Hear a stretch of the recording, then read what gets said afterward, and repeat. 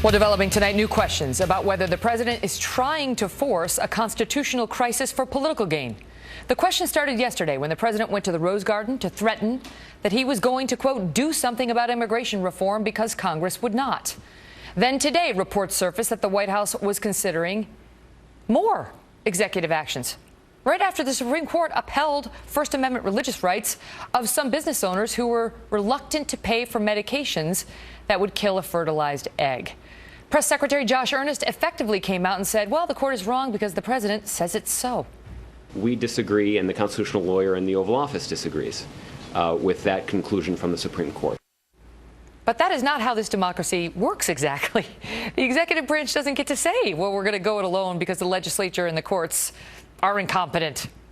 In fact, it was less than a week ago that a unanimous Supreme Court sent the White House a very clear message that the president went too far when he personally declared Congress out of session so he could make some recess appointments that were very controversial.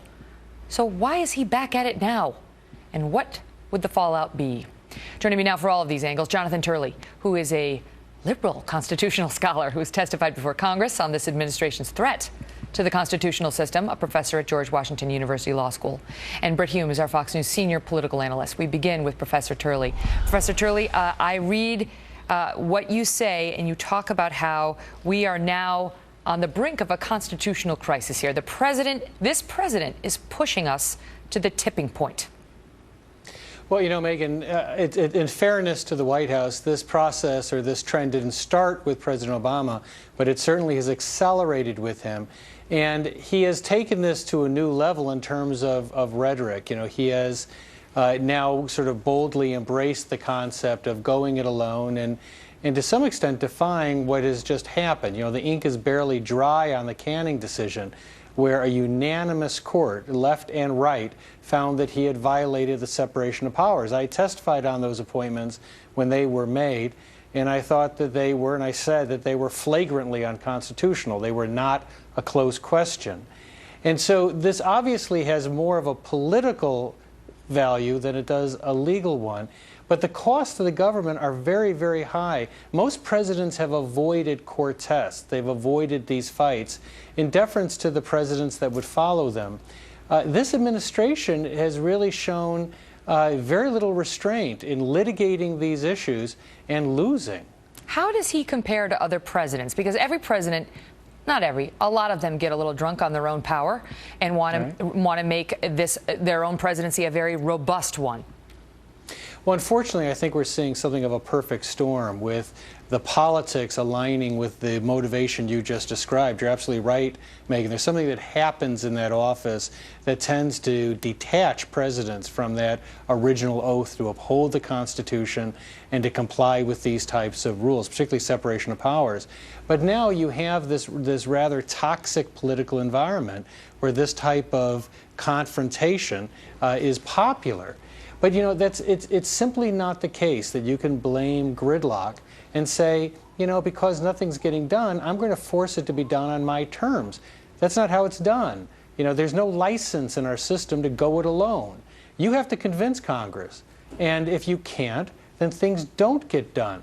But this is a system of three branches. But what we're seeing, Megan, and this is what worries me, is this rise of what I've called an uber presidency, a presidency that can govern alone. That is exactly what the framers were afraid of. They wanted to avoid the concentration of power, not to protect the interests of the branches, but to protect individuals, to protect civil liberty from what happens when power is concentrated. Right, because there's supposed to be checks and balances, even on the commander-in-chief, as powerful as he is, especially on him. Jonathan Turley, great of you to be here. Thanks so much. Thanks, Megan. And now, Brit Hume. Brit, what do you think the president's doing here? It's not like he doesn't know what Jonathan Turley just said. Well, I think he's kind of gasping for air. Let's break this down a little bit, Megan. First of all, Josh Earnest, the press secretary, did not say the president would not abide by the decision. He simply said the president disagreed with it. Well, what do you expect him to say? His lawyers should just argue the other side, and the side that lost in the court. Of course he's going to say he disagreed with it. And he noted he was a constitutional lawyer. He didn't say he would defy it. And then he said yesterday, as you pointed out, that he was trying to do something about immigration reform. Well, let's look at what he's already trying to do on immigration reform or on immigration. He's trying to stop this flood of illegals into the country.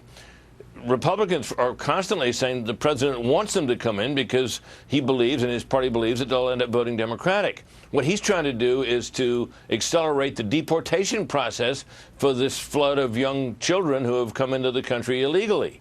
So that doesn't sound like the kind of thing that's going to win him many points with his own base. It certainly isn't going to infuriate Republicans, nor do I think it's going to. The law actually provides for the possibility that he might be able to do that, because what's bringing these kids here is the way the law is now written.